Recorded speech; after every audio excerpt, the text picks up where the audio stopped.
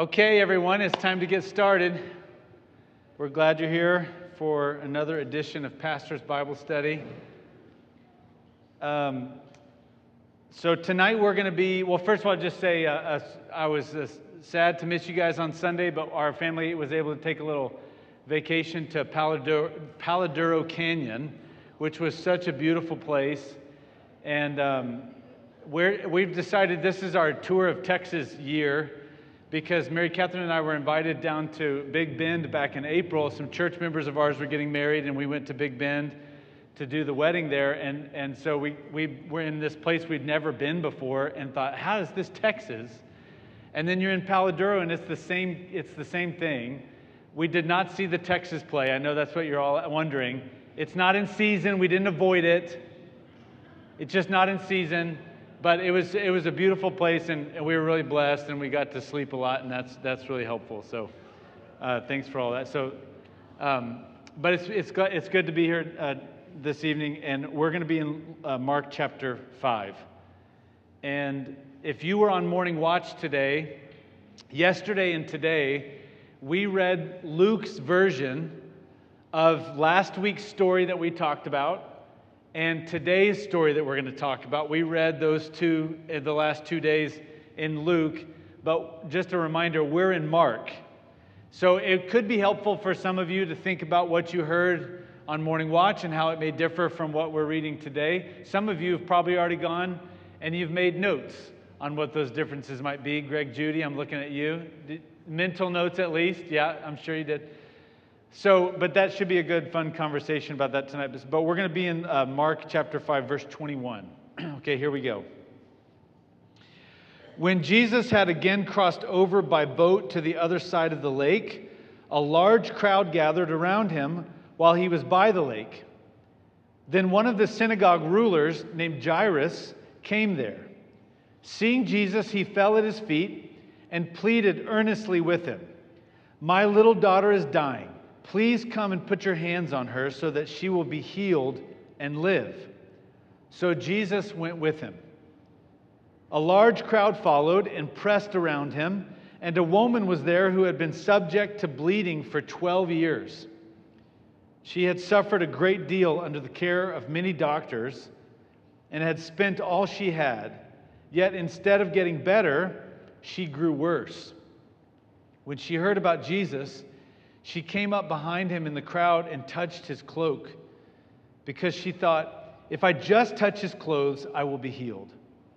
Immediately her bleeding stopped, and she felt in her body that she was freed from her suffering.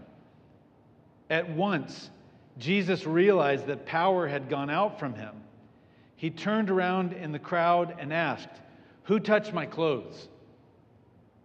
You see the people crowding against you," his disciples answered, "and yet you can ask, 'Who touched me?'" But Jesus kept looking around to see who had done it. Then the woman, knowing what had happened to her, came and fell at his feet, and trembling with fear, told him the whole truth. He said to her, "Daughter, your faith has healed you. Go in peace and be freed from your suffering." How about we stop there before we lose too many observations, and then we'll pick up there in verse 35 in a moment. What are you noticing in this passage as we get started? Pam? Oh, good counting. Okay, the word touch is there 4 times. Okay, so are you adding that into touch, or you're saying there's 5? Okay, so there's 5 touchings. There's 5 times that the word touch is mentioned. 4 touch, 1 felt. Okay, thank you for that. What else are you guys noticing? Nancy?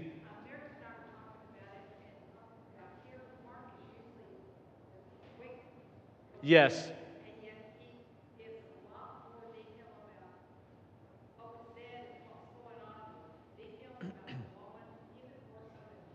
Okay, more so than Luke. So if you couldn't hear, Nancy was saying, we've said over and over, Mark is the one kind of speeding through the story, and yet he gives more detail and length than even Luke does. Did you go back and look at Matthew? Is it more than Matthew as well? A lot more than Matthew. Okay, so it's the longest one. When he is in that throng of that multitude again that he's Yes. in, and we like maybe Six Flags, and then you're like, who touched me? Yes. So Sandra's just noticing this conversation and reality. Jesus says, "Who touched me?"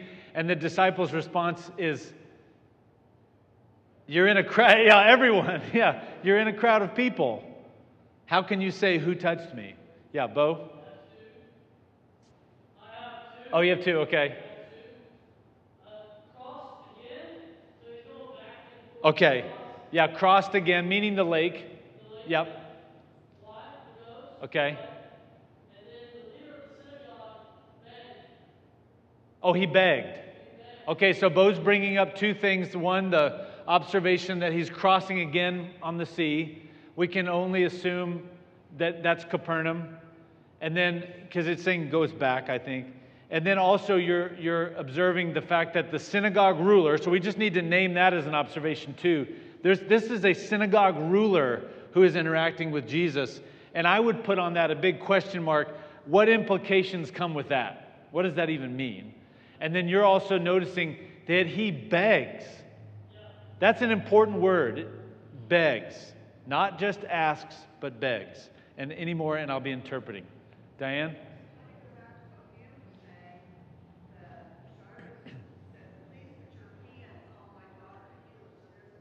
Yes.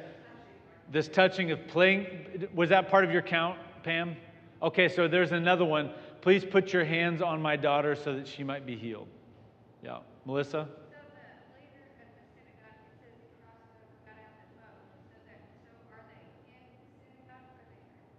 Okay, she's asking the question because he's the leader of the synagogue and he gets out of the boat. She's trying to place this. So the question is, where are they? And you're specifically asking, are they in a synagogue or are they not in a synagogue? I can tell you that answer without interpreting because it's kind of in here. They're really along the street. They're walking. They're moving somewhere. So they're not actually in the synagogue, but we don't really know where in the town that they are. We got to go to Capernaum. And when we went to Israel last November, and Capernaum, at least what we could see of it, those of you who were there with me can maybe give more clarity on that. It didn't seem huge. Did you get the feeling that there was a big village or town? It doesn't feel huge, but we were there where the synagogue is, and there were a lot of ruins of homes around the synagogue, just outside of it. So probably a tight area anyway. So someone over here had their hand raised. Oh, Nancy.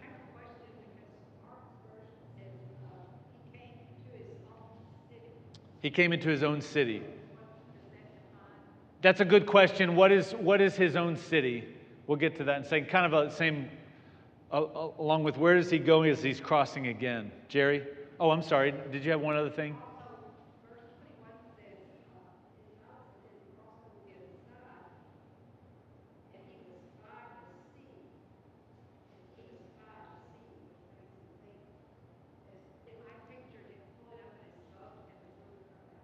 Sure. Yeah. He's by the sea. So what does that mean? Capernaum is literally on the water. So yeah, but it's part of the same question. Yeah, Jerry? The storyline switched from casting out demons to killing. Okay, great observation. Big shift in the storyline. He's just been casting out demons, and now we have a story about healing. That's a great observation. Greg and then Pam.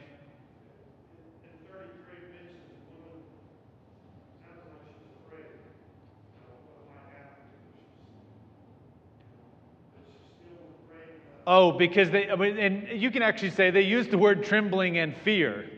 She's trembling in fear, and it seems you're wondering, she seems to be scared of what may happen if she reveals that she's the one that touched. Which makes me wonder, how did Jesus say that? Who touched my, how did he say that?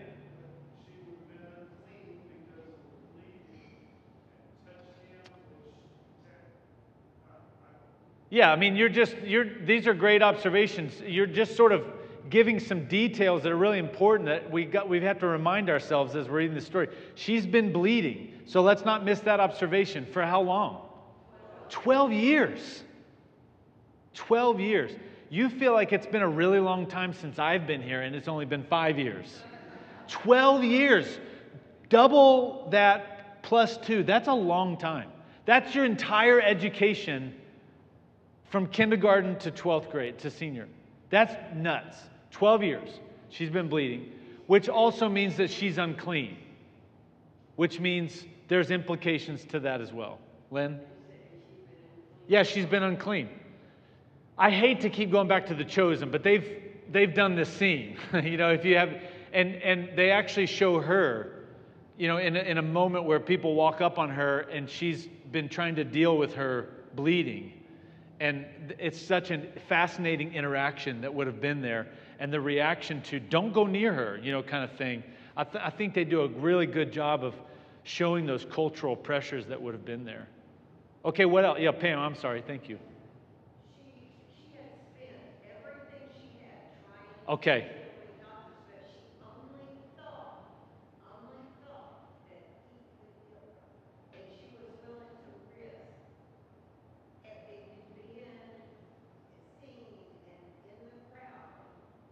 So she was willing to risk beyond, because she lost everything. Yes. Yeah, I think that, really what you're noticing here is Mark is really interested in giving us the details. 12 years, many doctors that she's been under their care, and it only got worse, and she spent all of her money. She has, I'm trying to see the actual, she spent all she had. Yet instead, I like this phrase from Mark, it's actually helpful. Yet, instead of getting better, it only she grew worse. She grew worse. When?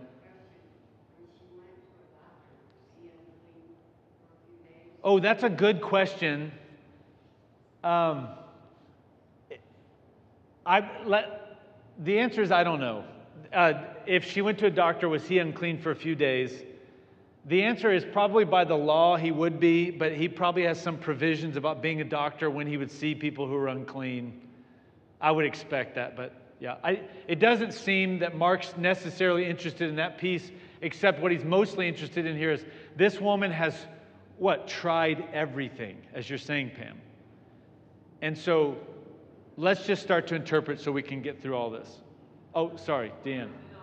Yes, you can start our interpreting. Ah, beautiful. Jesus calls her daughter. Say your interpretation again. Yeah, he's including her. Thank you. She's been an outcast for 12 years. And his act of ministry over her is not just the healing, the physical healing. So we're going to get into that in a minute. But also what he's doing is he's repairing her social value. This is what so much of the healing that Jesus does, actually, it's the more important layer in a lot of ways. She now is brought back into the community. The word for that is redemption. He has redeemed her value, her meaning, and welcomed her back into the community. When we use that word redemption, this is exactly what it's for. This is grace on display right here. She is one way, and she's not welcome into the community. And the grace of God makes her able to be welcomed into the community, welcomes her into the community, and while doing that, brings healing onto her. This is just a beautiful moment here. Nancy, what were you going to say?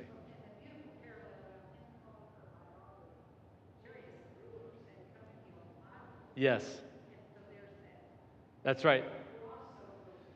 That's a great thing. That's a great observation. Jairus is actually asking for his biological daughter to be healed, and Jesus is giving her, this other woman, status as a daughter. a child of God. I've been saying this on repeat. It's a passage I memorized a little while ago. I'm just trying to keep it in front of myself, but it comes up a lot. 1 John 3:1. See what great love the Father has lavished on us, that we would be called children of God. And that is what we are. And that's what we're seeing right here. It's beautiful. So 12 years bleeding. She's tried everything that humanity can offer. It's not doing anything for her. I have a wonder, what does Mark mean by she had suffered a great deal under the care of many doctors? Were doctors taking advantage of her? Were they not doing well to her? Were they, was that a problem with the doctors? Is that what he means? Or does he mean she's under the care of doctors and she continues to suffer? I have no idea what Mark intends. I don't think the point of this story is to say one way or the other. The key phrase there, though, is suffer. She's been suffering and she's desperate. And many times we see God move when we are desperate. And so her desperate act is just to grab the cloak of Jesus. She's heard the stories. She has faith. This is a literal act of faith. What do we say a lot about faith? Faith is not just saying we believe something, but it's acting as if we believe something. So the actual, if I say, I believe that this can hold me up, belief is not just saying that I believe it can hold me up. It's me actually going to sit down and it can hold me up. I have put my faith in that. And she is doing the same thing in this moment. Her faith is that she's going to actually reach out and touch the cloak of Jesus. And it's a big risk because she's unclean. And by, out of her own volition, trying to touch a holy person, that may not go well for her. And so when Jesus responds, I really do wonder what his voice sounded like. I'm sure it wasn't harsh. But who knows, But he says something. It doesn't even matter if it's harsh or not. She's trembling with fear, as Greg notices, because she knows she could get in a lot of trouble. But what has happened in the process? Immediate healing. And how do we know? She feels it in her body. She knows from the moment she touches it. Now, I want to just tell you one thing about the cloak that she's touching. You guys have maybe learned before that Jewish men will wear an outer cloak and even a shirt, but underneath that, they have a cloak, a cloth that's called a tzitzit, that actually is a prayer cloth. We saw a number of these when we were in Israel. We saw a number of them even on the plane to Israel. It has the tassels on the bottom that is the prayer cloth, and those tassels are an important piece of this cloth that they can tie onto them, and they sort of have different color, this blue and white, and those represent different prayers. And so she is touching, we think, that part of his cloak. It's her prayer. And when she does, she finds healing. If she just touches it, she'll be healed. Absolutely. It's great. Yeah, her faith is it's this man. Something about him. Denise? I'm struck by verse 30, where immediately aware that power had gone forth from him. Oh. He knew that she was healed at that moment, or it sort of... Yeah, Denise is just saying verse 30 that when Jesus, we didn't even make this observation, when Jesus notices that power goes out of him, and we all go, whoa, what was that like? I mean, how does that feel? I wonder what that was like for him. He knows, though, that someone has touched him in a way that was different than just people bumping into him and even grasping for him, like a crowd might do. Something different has happened, and it's because of her faith. And he notices that. Let me hit Kate first, and then... I was kind of curious because how did she pay for her medical care? She seems, from what we determined in the story, that she's, has to take care of herself, that she's alone, and so that makes it even more dramatic. Yeah, I mean, Kate's just bringing up the fact that, she had means at some point. How she had those means, we don't know. We're not told. But she has means at some point. And those means have all been spent. And in the process of that, she's unclean, and so she's unwelcome. And so what does she do to even get the money? In The Chosen, I think, isn't she the character that they have her cleaning people's clothes? She's washing clothes. I don't, that's not in the text, but it's a helpful thing to think through. But I think you even said it at the end, you're amplifying how it's adding to the pressure of the situation and our understanding of how desperate she is to know how alone she really is in this moment. Pam? Jesus had to allow that power. He's always in control. So he knows everything. He's omnipotent. So he knew that was going to, or he had to allow it. And we don't know that much about him. He knows that much about us. Sure. But he had to allow it to happen because that much control. Yeah, you're jumping into the world of practical theology, and and it's a good world to go into, and it's just going to be, we're just talking in theories, but I think you're probably correct. I mean, in a way, he really has to be on board with the power leaving him, and yet, and we do know he is omnipotent because he is fully God. We also know that he's fully human, and there is a little bit of a... Paul says it this way, he did not consider equality with God something to be grasped, but he took the form of a slave. The incarnation itself is God himself limiting his sovereignty on purpose for the sake of relationship with us. So he is fully human. Does he know? Does he give himself permission to let power go out? Even we don't know those things. It's not part of Mark's discussion here. But what we do know is he recognizes something has happened, and it's the power of Christ that heals her. It's not the robe or the cloak or the tzitzit. It's the power of Christ that brings the healing. Yeah. And these two things go hand in hand, don't they? Her faith means that she is open and ready to receive the power of Christ. But it's not just her faith in something devoid of power, it's her faith in the thing that actually has the power. So we really would love to know, okay, well, which way is it so we can work the formula? But really, what is our job? It's faith. That's all we can do. It's faith. And so we continue to come to Jesus with prayers, just like the woman. But wouldn't that be the difference between the people crowding around him? They wanted something, not necessarily what he was offering. They wanted something versus she reached in faith. Yeah, and it's interesting because Mark's not really that interested in the rest of the crowd, is he? Here's one of the reasons why he's interested in the crowd, and it's good for us to move forward. Here's one of the reasons he's interested. Where is Jesus going? What's happened at the beginning here? Jairus has said, please come help my daughter. It seems like a very dire situation, doesn't it? And yet Jesus is slowed by the crowd.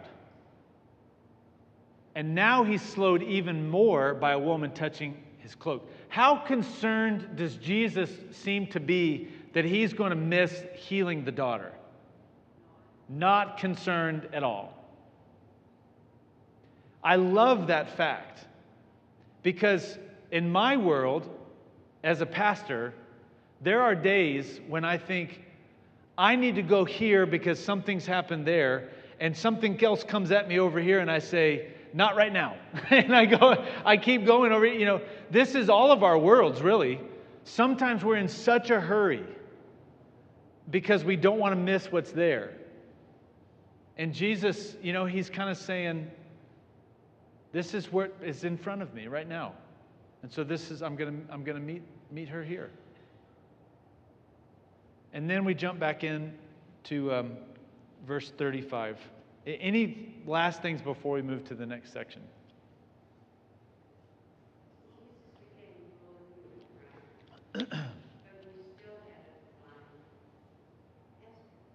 Absolutely. He's fully divine and fully human. That's right. We'll do a theological conversation at dinner. Maybe that would be helpful. Abby?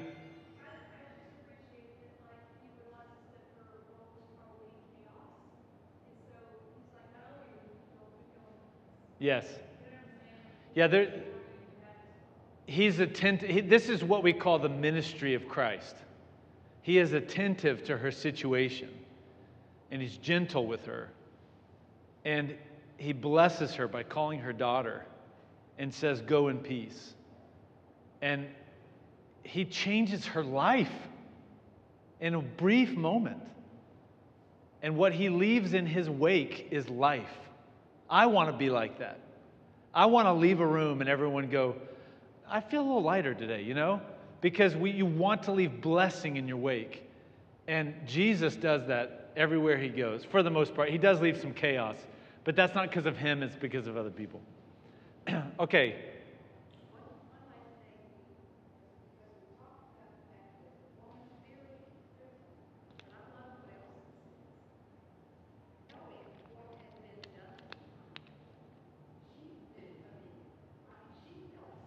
Yes. Yeah, it's very powerful, the fact that she knows immediately that she has been healed. And I think that's just a neat thing. Yeah, and we all long for that too, don't we? Bo?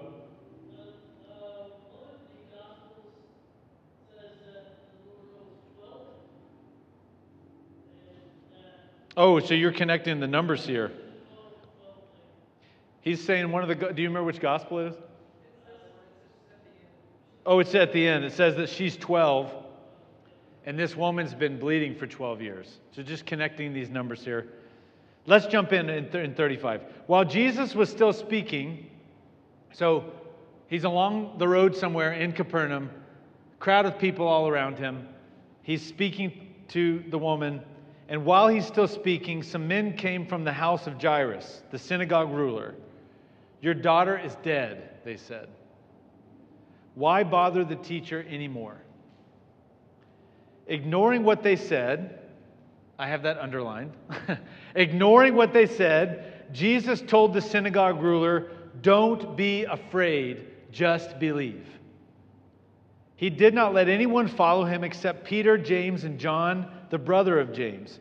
And when they came to the home of the synagogue ruler, Jesus saw a commotion with people crying and wailing loudly.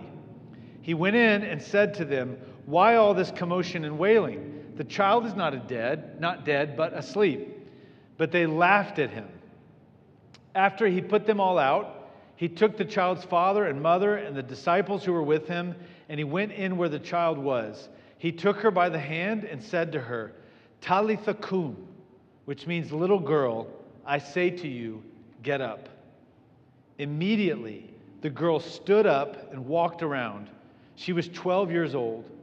At this, they were completely astonished. He gave strict orders not to let anyone know about this and told them to give her something to eat. What are some things that you're noticing here? Lynn?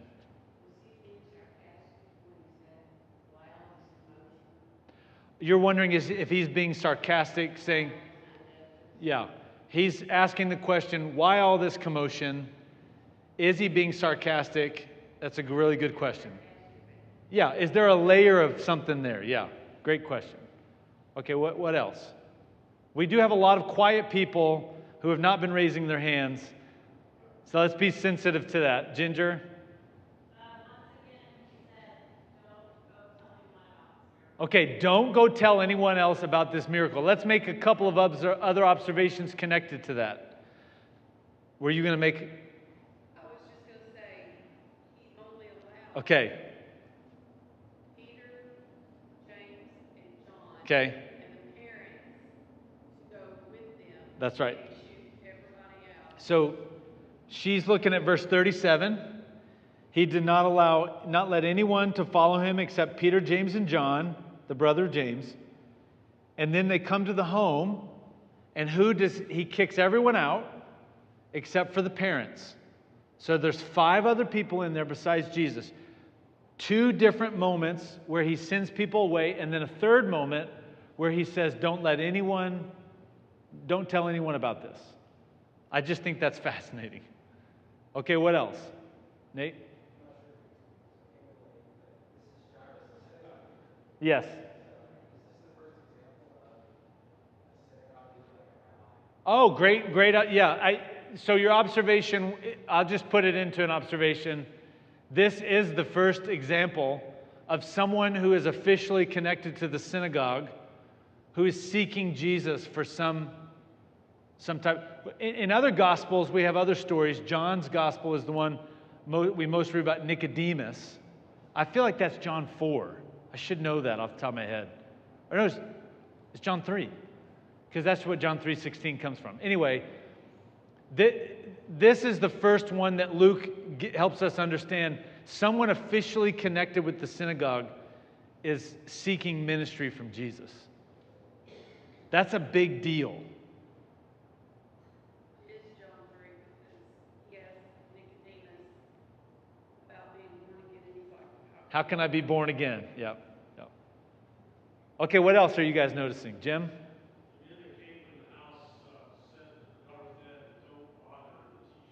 Yes. Don't bother the teacher anymore. Jim, if you were to describe what you felt like the mood would have been like on the street in that moment, how would you describe that?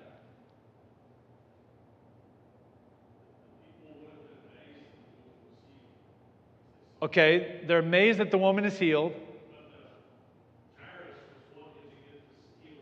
Yep. Yep. Yeah, I'm just getting the sense there's probably some elation, and then all of a sudden it's like, oh.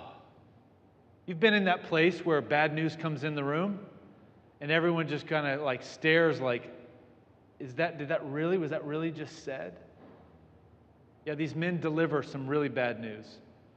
What else are we observing? Ginger?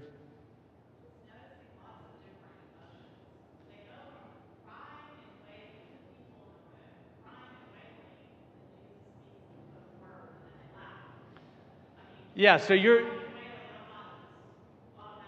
that's right. Great observation, which is going to really help us understand a little bit of who these guys are. So there's a group of people, and they're crying and wailing in the house, and then they completely turn to laughter. And you're just taking note of your own emotions and going, how in the world can you do that? And I think it's a great question that I'm going to put a pin in that because we want to come back to that for sure. Lynn?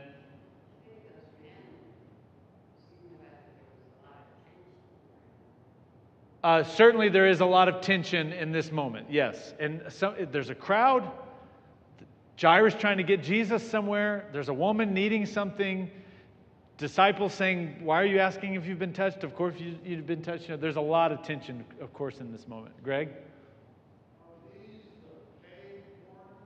Yeah, so we'll just jump into that. These are people who most likely were paid mourners, wailers. This is a marker that you're grieving. And I'm sure there's much more to it than I understand. But people would be paid to wail, particularly in someone who has high status like the synagogue. What's his official title? Leader. So they're wailing and screaming and crying to help with the emotion of the room, but it's not real. And so their shift into laughter is like, no, we're paid to be here because she's dead. This is real, Jesus. You have no idea what you're talking about. And so that's who these people are. Hang on just a second. Nate?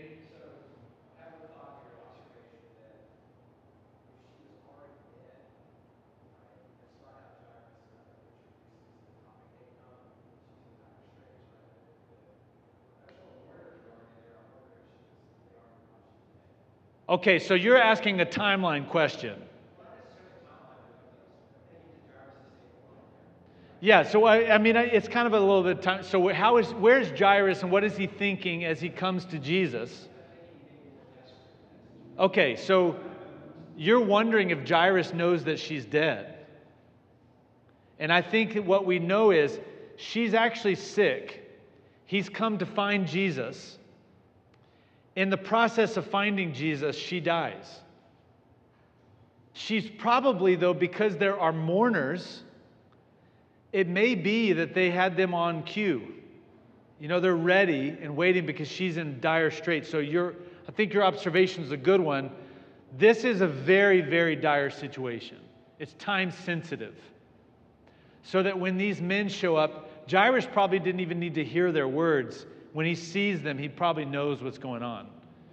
And in that moment, then, they make their way all the way to the house. She's been dead. She's already dead. The wailers are there. And so, you know, I think Jairus, though, I don't think he knew she was dead before he seeks Jesus, if that makes sense. Yeah. Lynn had some... Oh, Glenna?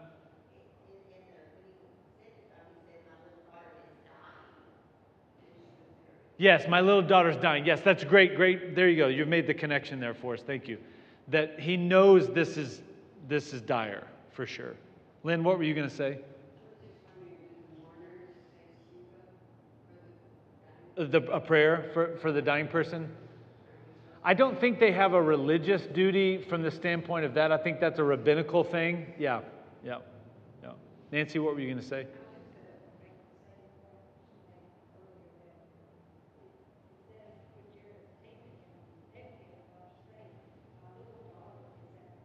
Yeah.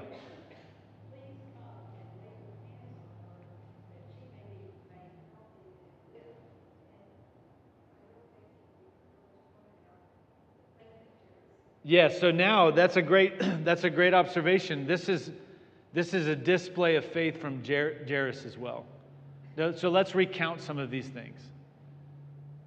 Total desperation, dire situation. We can take note of that from what he says, his stated purpose of being there. She's at the point of death. We can also take note of Bo's observation. She's begging. I mean, he is begging. And then of course, this moment, what does he say to Jesus? Please come and put your hands on her so that she will be healed and live. It's not so that she might be, so that hopefully that could happen.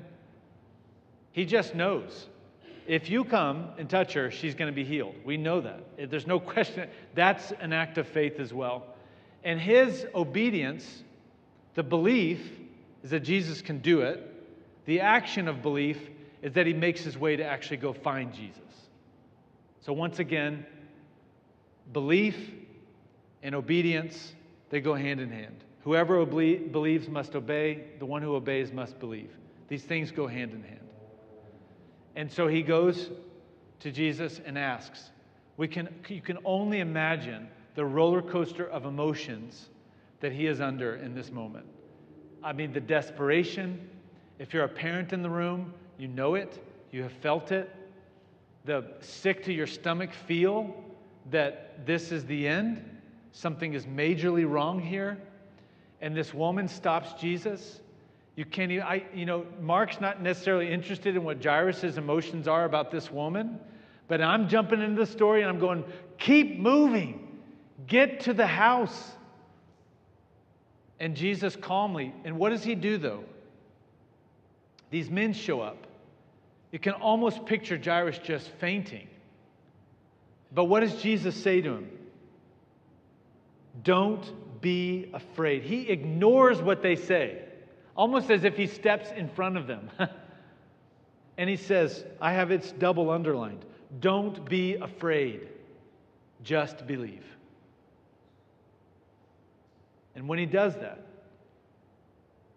I just can imagine Jairus going, what is about to happen? They make their way to the house. It is a fascinating thing. Has he raised anyone from the dead yet? No. So it's a big deal. He kicks everybody out. But who does he bring in with him? Peter, James, and John. We will come to know these as sort of the inner circle. They get to experience a lot with Jesus that the others don't. They're up on the Mount of Transfiguration with him. They're let into these intimate moments where no one else is. He's trying to teach them. What does a rabbi do with his disciples? He teaches. He's trying to teach them. So he brings them in the room with him. Greater things, he says in John, will you do than I have done. Can you believe Jesus says that to us?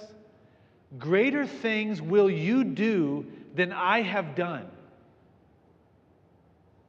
So in that, this is a moment where he is showing them how to live this life of healing. And he welcomes them in. The parents are there. And he speaks over this girl. I think it's interesting, as you read it, Talitha Kum, that's 2 words in Aramaic. And then the translation, it's like, wait a second, are you sure that means the same thing?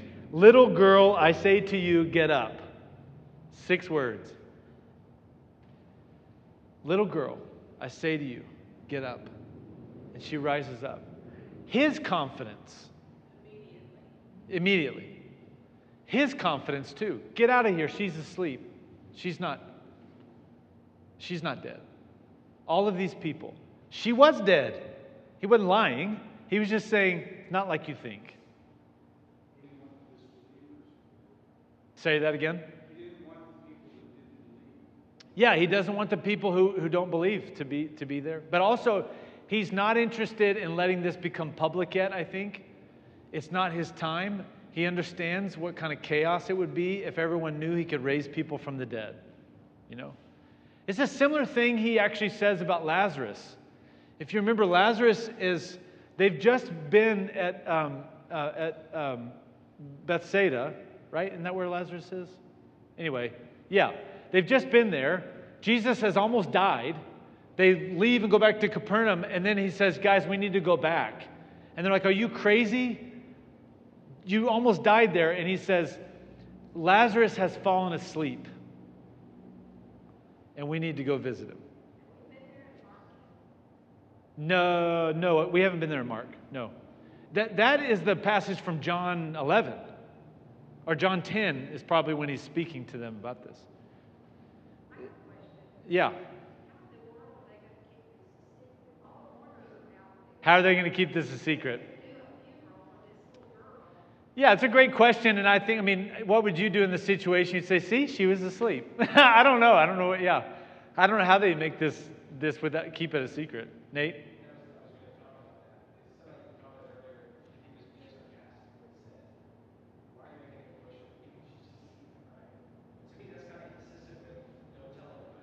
Don't tell anybody.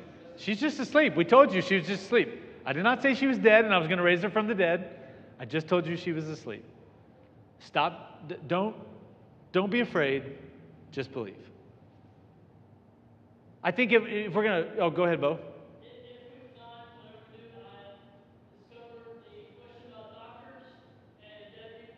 Oh, okay. If you're interested in the question about doctors and unclean and dead people in Judaism, Bo found the answer. We're going to wrap up because it's almost 6. But maybe you can come grab the mic after I turn everything off and you can tell everybody. Okay, here's what I want to just say to wrap everything up. In this moment, what we're reading, there's a few things I just want us to take note of. First of all, 2 people in dire, desperate situations who have incredible faith, and what do with that faith? They go straight to Jesus. Application, go to Jesus. That's always our first movement. We've got to go to Jesus. Secondly, I want us to just recognize the importance of their faith. Their faith isn't just, I know you can do it, Jesus, but wait for him to come to them. Their faith is, I know you can do it, Jesus, I'm coming to you. You know? It's an active faith. And that's a big call for us. The third thing I want us to just notice is that over and over again, now we're only in Mark 5. We're a third of the way done. Jesus is displaying his power, and he is doing it not to amass authority and power in government or in the world, but to bring people back, to redeem people, to bring them back into the world. I mean, the gift he gives to Jairus and his wife and to their daughter, the gift he gives to this woman, this is the ministry of Jesus. And he wants to not only do that in our lives, he wants to do it in the lives of the people in the world that we live in. This is the gospel we preach. When people say, "Who is Jesus?" Let me tell you, he is this wonderful man who is God himself, who wants to use his power to bring healing in your life. Let me tell you a story about a woman he healed, about a girl he brought back to life. This is what it is to preach the gospel. It's nothing more than that. Just helping people meet the Jesus we're meeting here. It's so amazing, isn't it? I love it. And that's it. All right. Let's pray. There's roast beef in the other room, and there's banana pudding. Okay. So thank you, Lord, for banana pudding. And also, more especially, for your word and for the reality of you, Jesus, our healer, our gift giver, our redeemer. We take these stories tonight. We just want to process them, and we need you to help us with it. So as we go from here, would you let it stick to us for a while? Let us chew on it. Hear these words. Know how we can be blessed by them in our own life too. We pray all of this in your holy name. Amen.